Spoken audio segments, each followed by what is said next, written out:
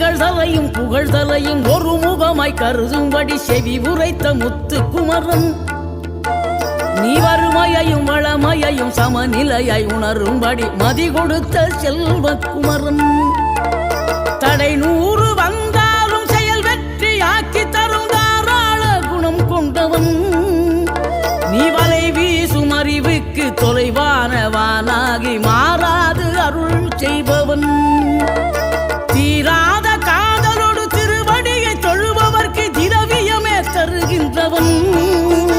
நீதாராள உள்ளமோடு தவக்கோலம் கொண்டு பெறும் தார்மீக பொருள் தந்தவன்